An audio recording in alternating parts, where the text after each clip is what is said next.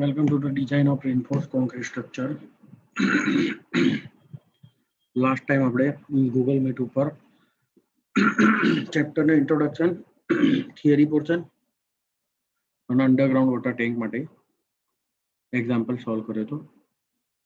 આ લેક્ચરમાં આપણે overhead rectangular water tank નું example solve કરશું જે હૂબહૂ અંડરગ્રાઉન્ડ વોટર ટેન્ક જેવો જ હોય છે, બટ એમાં થોડા ફેરફાર હોય છે.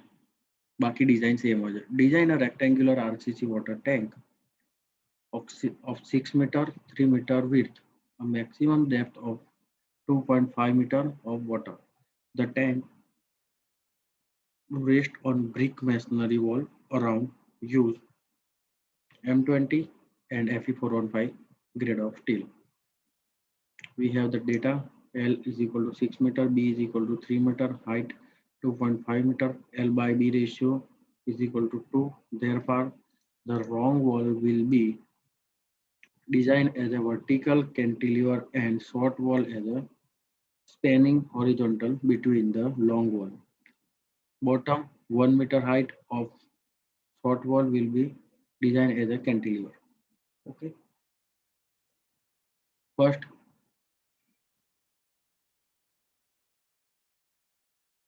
design constant. Concrete M20 and FEF415, Sigma CBC 7, Sigma ST 150, M is equal to 13.33, K is equal to M into Sigma CBC divided by M into Sigma CBC plus ST. Put the values in this equation, we get 0.384 value of K. Now for J, 1 minus K by 3 is equal to 0.872. Now Q is equal to 1/2 Sigma CBC into K into J. Put the value, we have the final answer as a 1.17. Now M is equal to Q into B D square. Second step,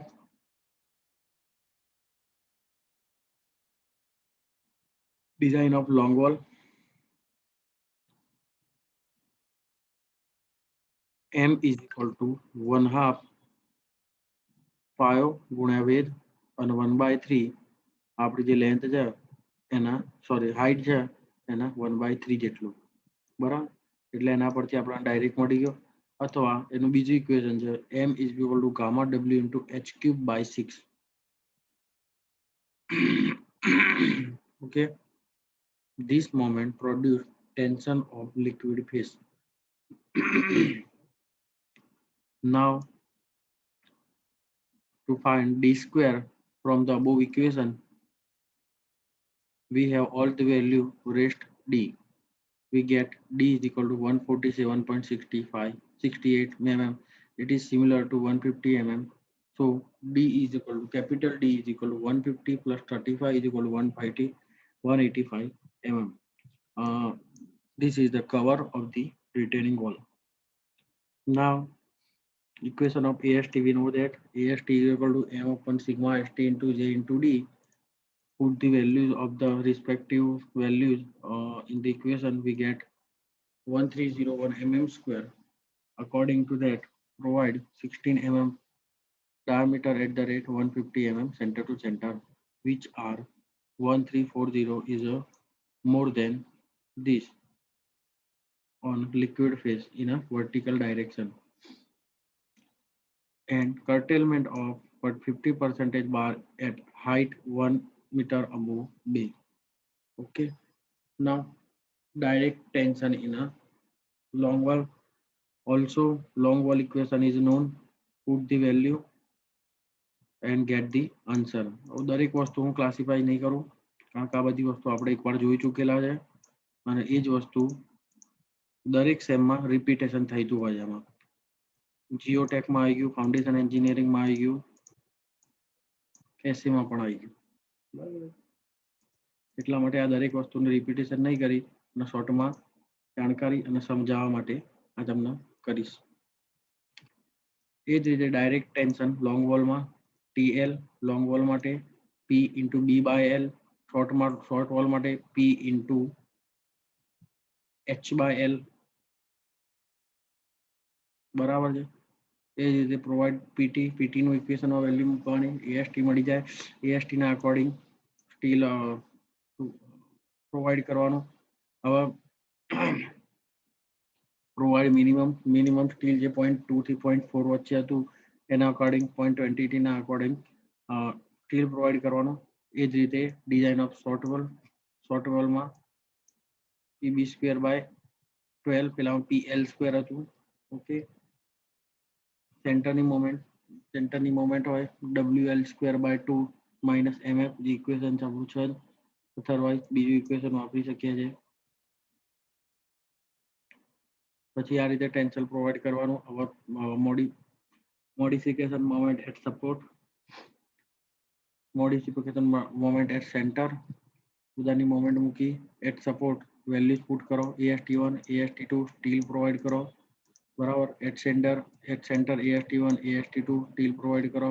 distribution steel મળી જાય. Bottom portion 1 meter height, pressure at bottom pressure કાઢી moment fine કરો. M at base માટે 1/2 into 5 ગુણ્યા veg, 24 આપણું pressure છે, base આપણું 1 લેવાનું છે એટલા માટે, અને 1/3 ઇન્ટુ H, એટલે આપણને મળી ગઈ વેલ્યુ.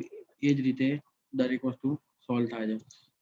ડિઝાઇન ઓફ સ્લેબ જે આપણે અંડરગ્રાઉન્ડ વોટર ટેન્કમાં જે રીતે સ્લેબ ડિઝાઇન કરતા હતા, સેમ એ જ મેથડ, એટલે હું ફરીથી નહીં બતાવું. મેક્સિમમ સેગિંગ બેન્ડિંગ મોમેન્ટ અને હોગિંગ બંને ફાઇન્ડ કરવાની. મોડિફિકેશન મોમેન્ટ એટ સેન્ટર, એના ઇક્વેશન છે pressure minus T into X. T આપણા જોડે અવેલેબલ છે, X આપણે ફાઇન્ડ કરશું from moment AST1 AST2 AST બંનેનું સમેશન કરીને મેં ફાઇનલ AST ના પરથી સ્ટીલ પ્રોવાઈડ કરો, બરાબર. એ જ રીતે ડિસ્ટ્રીબ્યુશન સ્ટીલ માટેના પર્સન્ટેજ કાઢી એનો સ્ટીલ પ્રોવાઈડ કરો. સપોર્ટ માટેનું ઇક્વેશન પુટ કરો. AST1 AST2 સ્ટીલ પ્રોવાઈડ કરો. આ ફાઇનલ આપણું સ્ટીલ પ્રોવાઈડ કરેલું છે. આ કેન્ટિલીવર બીમ છે જે 1 મીટર સુધી 8 ના 120 mm સેન્ટર ટુ સેન્ટર, એ વર્ટિકલ બાર છે.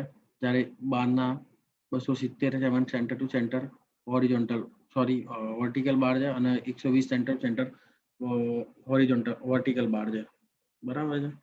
એ જ રીતે બોથ સાઈડ 10ના 320 સેન્ટર ટુ સેન્ટર, નીચે 12ના 150 સેન્ટર ટુ સેન્ટર, બરાબર. ઉપરના જે ટ્રાન્સવર એન્ફોર્સમેન્ટ છે એ 10ના 320 સેન્ટર ટુ સેન્ટર છે, બરાબર.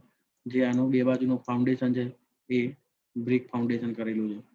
હવે આ આવી ગયું મિડલ હાઇટ પર enforcement.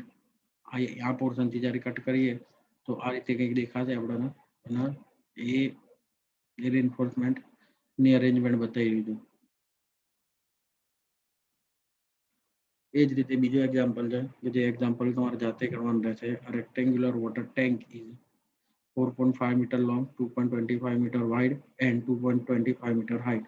Rest of the data are same and the equation also same. Do it yourself.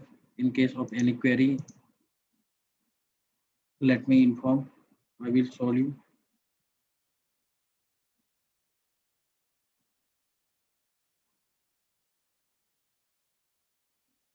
Circular overhead water tank માં પણ top spherical dome, top ring, cylindrical wall, base slab, bottom ring beam, tagging column and braces, અને foundation.